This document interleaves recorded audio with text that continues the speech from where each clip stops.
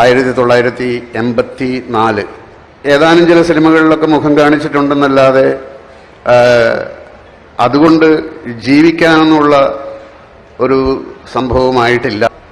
ഒരു പെൺകുട്ടിയുമായിട്ട് ഒരു പ്രണയമുണ്ടായി. ഈ സാമ്പത്തികമൊന്നും നോക്കിയിട്ടില്ലല്ലോ പ്രണയിക്കുന്നത്.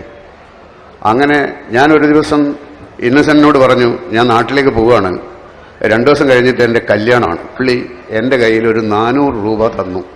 ഞാൻ ചോദിച്ചു, നിങ്ങളുടെ കയ്യിൽ പൈസയൊന്നുമില്ലല്ലോ, ഇത് എവിടുന്ന് ഈ 400 രൂപ കിട്ടി? അപ്പോൾ പുള്ളി പറഞ്ഞു, ആലീസിൻ്റെ വള. അപ്പം എൻ്റെ ബന്ധുക്കളെയൊക്കെ ഞാൻ വീട്ടിൽ അവിടെ ഒരാളെ വിളിച്ചു പറയുകയും ഒരു ഓട്ടോറിക്ഷ എടുത്തിട്ട് അവരെയൊക്കെ വിവരം പറയുകയും ചെയ്തു. ആരും വരണ്ട, വരാതിരിക്കാനാണ് ക്ഷണിക്കുന്നതെന്നുള്ള മട്ടിലായിപ്പോയി.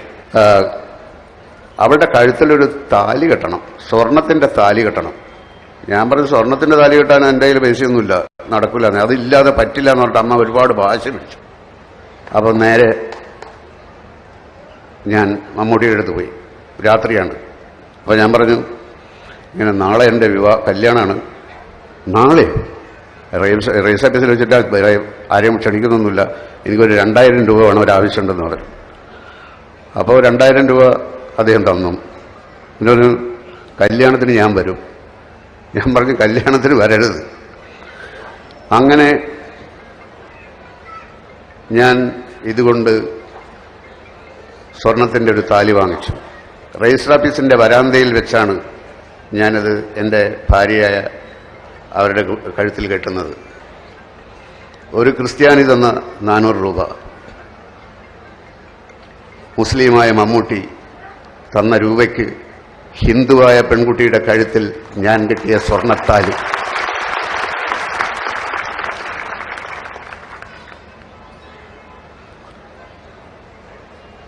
എന്ത് മതം, ആരുടെ മതം, എവിടെയുള്ള മതം, ഒന്നിലും നമ്മൾ വിശ്വസിക്കാതിരിക്കുന്നത് നല്ലത്. അല്ലെങ്കിൽ എല്ലാത്തിലും വിശ്വസിക്കണം. ജ്ഞാനമാണീശ്വരൻ, സ്നേഹമാണീശ്വരൻ, നന്മയാണീശ്വരൻ, നമ്മിലാണീശ്വരൻ.